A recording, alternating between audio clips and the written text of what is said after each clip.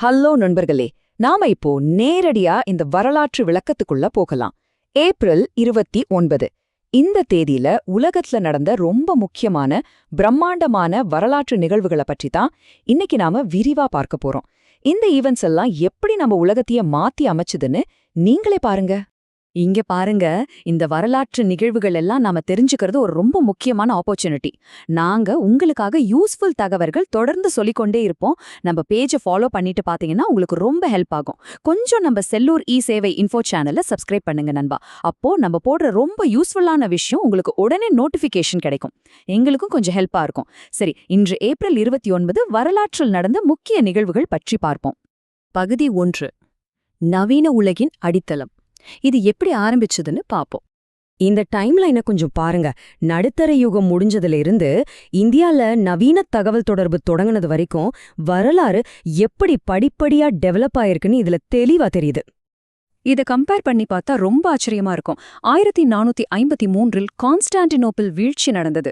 சுல்தான் Mehmet II அதை கைப்பற்றியதால் நடுத்தர யுகம் முடிந்து புதிய யுகம் தொடங்கியது. இன்னொரு பக்கம் 1770 பிரிட்டிஷ் கடலோடி ஜேம்ஸ் குக் ஆஸ்திரேலியாவை அடைந்து அதன் வரைபடத்தை உருவாக்கினார். இது அந்த நாட்டோட கலாச்சாரத்தையே மொத்தமா மாத்திடுச்சு. சரி, இப்போ பகுதி 2, இந்திய தொடர்பு. நம்ம இந்தியாவுக்கு வருவோம். உங்களுக்காக ஒரு குவிக் குவிஸ். இந்தியாவின் முதல் தபால் தலைப்பெயர் என்ன? Option A Victoria stamp, option B Scinde Dawk, option C India post. இந்த குவெஸ்டனுக்கு யாரு கரெக்டா ஆன்சர் பண்றாங்கன்னு பாப்போம். கமெண்ட்ல சொல்லுங்க. பெஸ்ட் கமெண்ட் பின் பண்றோம். சரியான விடை 1852 இந்தியாவின் முதல் தபால் தலை சின் டாக் வெளியிடப்பட்டது. சிந்த் பகுதியில ரிலீஸ் ஆன இந்த ஒரு சின்ன தபால் தலைதான் இந்தியாவுல ஒரு முறையான தகவல் தொடர்பு சேவைக்கான மிக முக்கியமான பாய்ச்சலா அமைஞ்சது. அப்படியே நம்ம இந்திய வரலாற்றோட அடுத்த கட்டத்துக்கு வந்தோம்னா 1930ஆம் ஆண்டு ரொம்ப முக்கியமான ஒரு திருப்புமுனை. பிரிட்டிஷ் ஆட்சியோட கடுமையான சட்டங்களுக்கு எதிரா நம்ம இந்திய சுதந்திர போராட்டம் ரொம்பவே தீவிரமடைஞ்சது இந்த வருஷத்துலதான். பகுதி 3, மனித குலத்தின் இருண்ட மற்றும் பிரகாசமான தருணங்கள். மாடர்ன் காலத்துல நடந்த மோதல்களை பார்த்தோம்னா 1913 முதல் உலகப் போருக்கான ஒரு ஸ்டார்டிங்கா ராணுவ விமானங்களோட பயன்பாடு ஆரம்பிச்சது. அப்புறம் 1945 டச் ஆஃப் சிறைமுகாம் விடுவிக்கப்பட்டது. ஆயிரக்கணக்கான யூதர்களை காப்பாத்தின இது மனிதாபிமானத்தின் பெரிய வெற்றி. இறுதியா 1975 வியட்நாம் போர் முடிவடைந்தது. இது ஒரு மாபெரும் அரசியல் மாற்றம். ஆனா இந்த மாதிரி உலகளாவிய போராட்டங்களுக்கு நடுவுல 1953ஆம் ஆண்டு ஒரு பெரிய பாசிட்டிவ் இவெண்ட் நடந்துச்சு. எவரெஸ்ட் சிகரத்தை அடைஞ்சது மூலமா மனிதன் தன்னோட எல்லைகளை தாண்டி ஒரு மிகப்பெரிய சாதனைய படைச்சான்.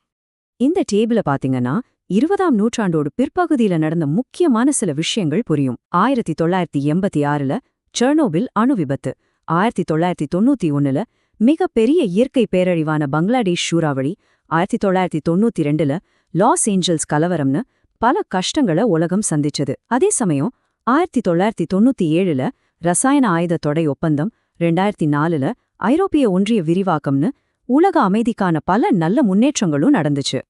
21ஆம் நூற்றாண்டோட ஆரம்பம் நிறைய முரண்பாடுகள் நிறைஞ்சதா இருந்துச்சு. 2011 உலகமே பார்த்த பிரிட்டிஷ் அரசு திருமணம், 2013 சிரியா உள்நாட்டு போர் நெருக்கடி, 2015 நேபாளத்துல நடந்த நிலநடுக்க பேரழிவு, அப்புறம் 2018 கொரியா சமாதான பேச்சுவார்த்தைன்னு வரிசையா பல ஏற்ற இறக்கங்கள்.